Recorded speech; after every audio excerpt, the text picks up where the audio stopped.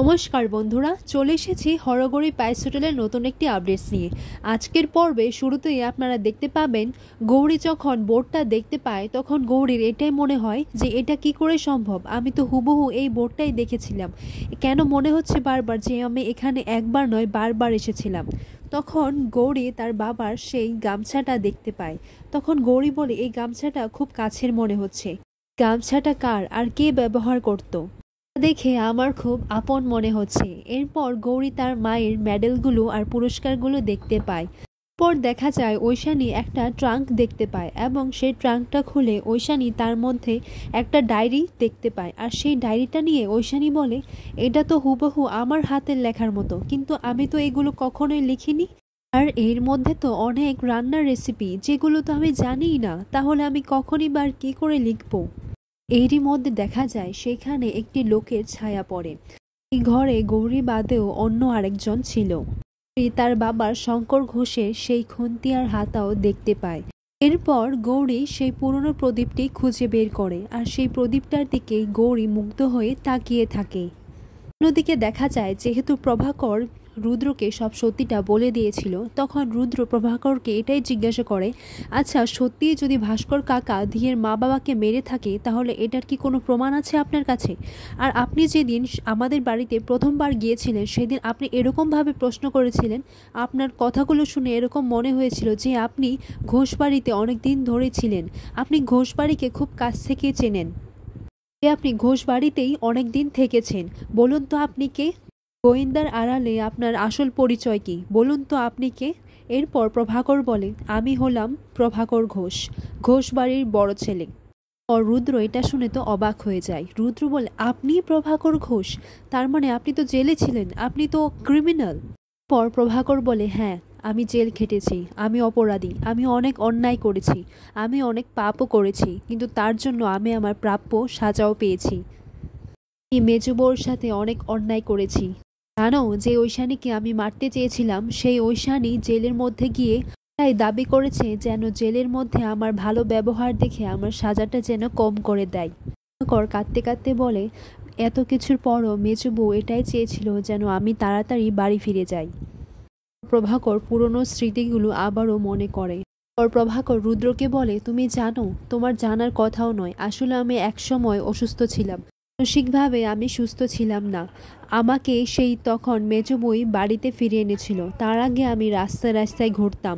মেজবউ আমাকে আমার পরিচয় আবারও ফিরিয়ে দিয়েছে, আমাকে যত্ন করেছে। তখন প্রভাকরের সেই পুরনো স্মৃতি মনে পড়ে যায়। এরপর প্রভাকর রুদ্রকে বলে, জানো আমি যবে থেকে জেল থেকে ছাড়া পেয়েছি সেদিনই আমি বাড়িতে গিয়েছিলাম। আমি আমার সমস্ত অপরাধের জন্য মেজবউয়ের কাছে অনুতপ্ত। আমি আমার সব ক্ষমার জন্য মেজ বৌমার কাছে ক্ষমা চাইতে গিয়েছিলাম, ওর পায়ে পড়ে আমি ক্ষমা চাইতে গিয়েছিলাম। কিন্তু সেখানে গিয়ে দেখলাম যে মেজ বউ বাড়িতে নেই, ওনারা নাকি কোথাও একটা গেছে ওনাদের বিবাহ বার্ষিকী পালন করতে, আর তোমার জন্মদিনও ছিল। কিন্তু জানো, আমি ভাবলাম যে মেজ বউ তো ফিরেই আসবে, তখন না হয় আমি ক্ষমাটা চেয়ে নেব, কিন্তু মেজ বউ ফিরল না। এই কথাটা বলেই প্রভাকর ভাবুক হয়ে কান্নায় ভেঙে পড়ে।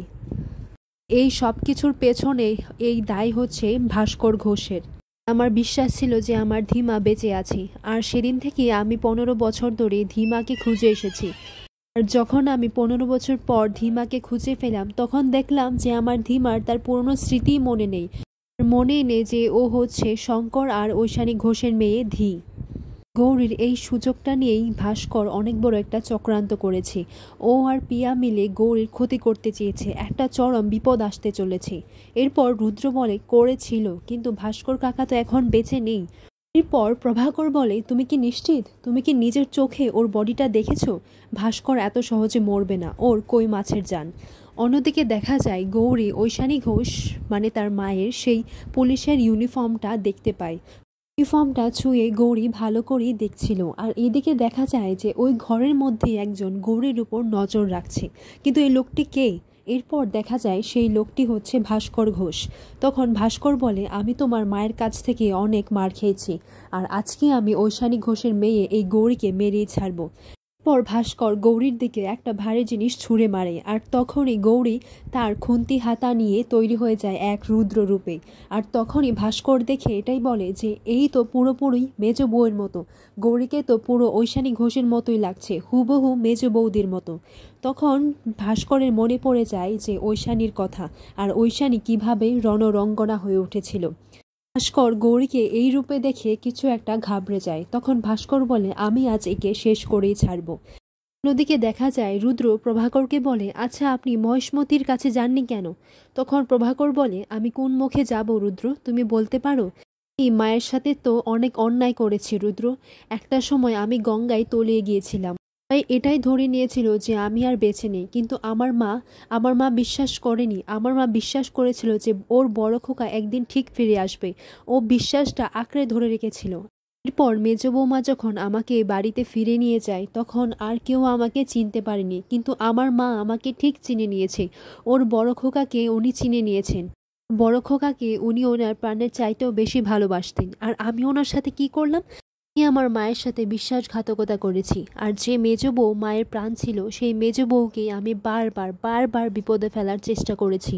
আমি শুধু এইটুকু জানি যে আমাকে আমার পাপের প্রায়শ্চিত্তটা করতে হবে। এই প্রায়শ্চিত্তটা তখনই সম্ভব হবে যখন আমি আমার মায়ের হাতে আমার ধীমাকে তুলে দেব। তাছাড়া আমার প্রায়শ্চিত্তর কোনো উপায় নেই। এরপর রুদ্র বলে, আচ্ছা ঠিক আছে, মহেশমতি তীর্থে গেছেন, উনি ফিরলেই ওনাকে সব কিছু বলবো। তখন প্রভাকর বলে, মা কি আদৌ তীর্থে গেছেন, নাকি এর মধ্যেও কোনো ভাস্করের চাল আছে? এরপর রুদ্র বলে, তাহলে তো মহেশমতি আর গৌরী দুজনেই বিপদে আছে। তখন প্রভাকর বলে, তুমি চেনো না গৌরীকে। আমি দেখেছি বাজারে ওর মধ্যে যে তেজটা রয়েছে সেটা হচ্ছে ঐশানীর তেজ। ওর মধ্যে যে আগুনটা রয়েছে সেটা ঐশানীর। ঐশানী ঘোষের মেয়ে হচ্ছে দি, আর ওর শরীরে ঐশানীর রক্ত বইছে। ও কখনোই হার মানবে না। মেজ বউয়ের রুদ্র রঙ্গনা রূপ দেখেছি, কি ভয়ঙ্কর, কি অস্বাভাবিক। আর সেই তেজটাই গৌরীর মধ্যে রয়েছে। ওকে কেউ কিছু করতে পারবে না, ওকে কেউ ছুঁতেও পারবে না। এরপরই দেখা যায় যে ভাস্কর ঐশানীর সামনে গিয়ে বলে, আমি তোকে আজ শেষ করে দেব। এরপর গৌরী বলে, আর এক পাও যদি এগোবে তাহলে কিন্তু আমি তোমাকে শেষ করে দেব। পর ভাস্কর বলে, আজকে তো তোকে শেষ করেই ছাড়বো। তখন গৌরী বলে, বেশ, তবে তাই হোক। তখন গৌরী তার বাবার গামছাটা কোমরে বেঁধে নেয়। ভাস্করের সামনে ছিল ঐশানী ঘোষের মেয়ে গৌরী এক রুদ্ররূপে। দিকে দেখা যায় রুদ্র প্রভাকরকে বলে, ওদের মুখোশটা তো এক টানেই খোলা যায়। পিয়া যে আসল ধী নয় সেটা তো এমনি বের করা যাবে, আর আমি একজন ক্রিমিনাল লয়ার। প্রভাকর বলে, সেটা কি করে? তখন রুদ্র বলে, এর ডিএনএ টেস্ট করলে সবটা প্রমাণ হয়ে যাবে। আমি এই কেসটা কোর্ট পর্যন্ত নিয়ে যাব। পর প্রভাকর বলে, এতে কিছু লাভ হবে না রুদ্র। আর এর আগেও আমাদের বাড়িতে ডিএনএ টেস্ট হয়েছিল, কিন্তু ঐশানী কিছুই প্রমাণ করতে পারেনি যে সে ওইখানেই রয়ে গেছে। বলে, তুমি এটা কোর্টে না হয় প্রমাণ করে দিলে, কিন্তু তুমি বাড়িতে কি করে জিতবে? বাড়িতে আমার মা, তোমার ঠাম্মি, এদেরকে তুমি কি করে বোঝাবে? এদের সামনে তো প্রিয়া ওই আসল ধী হয়ে দাঁড়িয়েছে। আর প্রিয়া নিশ্চয়ই এরকমই একটা কিছু দেখিয়েছে যেটার জন্য ওনারা বিশ্বাস করেছে সেই হচ্ছে আসল ধী। নিশ্চয়ই এমন কিছু প্রমাণ দেখিয়েছিল। আর তুমি যদি একটা কাগজের টুকরো নিয়ে আমার মা বা তোমার ঠাম্মিকে বলো যে এই হচ্ছে আসল ধী, তাহলে এটা তো পিয়ার দিকে চলে যাবে এই কেসটা। তাহলে ও তো এটাই প্রমাণ করবে যে গৌরী শুধু তোমাকে বিয়েই নয়, ও এখন নিজেকে ধী প্রমাণ করার চেষ্টাটাও করছে। আর এতে আঘাত পাবে আমার মা আর তোমার ঠাম্মি। এই সমস্ত করে আমরা আরও পিয়াকে সুযোগ করে দেব, ওর হাতে আমরা সবটা তুলে দেব। এই বিষয়টা যতটা না আইনি তার থেকেও বেশি আবেগের। এইভাবে যদি আমরা করি তাহলে খেলাটা পিয়ার হাতে একদম সাজিয়ে দেওয়া হবে, তাই না? অন্যদিকে দেখা যায় ভাস্কর গৌরীর উপর অ্যাটাক করে। আর গৌরীর উপর যখন হামলা করে তখন গৌরী সেই হামলাটা টেক্কা দিতে পারে। পর ভাস্করকে জোরে ধাক্কা দিয়ে ওকে মেঝেতে ফেলে দেয়, এবং মেঝেতে ফেলে দিয়ে গৌরী ভাস্করকে নাজেহাল করে দেয়। ভাস্করের উপর গৌরী একের পর এক হামলা করেই চলেছে। গৌরীর এই রূপ দেখে ভাস্করের পুরনো ঐশানী কথা মনে পড়ে যায়। ঐশানী ভাস্করকে যেভাবে মেরেছিল সেইভাবেই গৌরী ওই ভাস্করকে মারতে লাগে।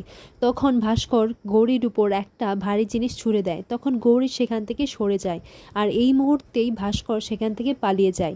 গৌরী মেঝেতে রক্তের বিন্দু দেখতে পায়, আর এটাই ভাবতে লাগে যে কে এসেছিল আমাকে প্রাণে শেষ করে দিতে।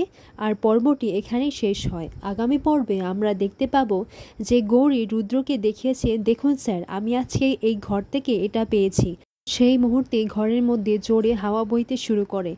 আর এমন সময় রুদ্র আর গৌরী দুজনে মিলে প্রদীপটাকে নিভতে দেয়নি। রুদ্র গৌরীকে বলে, আমি এই আগুনটা কখনো নিভতে দেব না। আমি আপনাকে কথা দিচ্ছি, চিরকাল এই আগুনটা এভাবেই চলে থাকবে। আগামী পর্বে আমরা এরকমই কিছু একটা দেখতে চলেছি।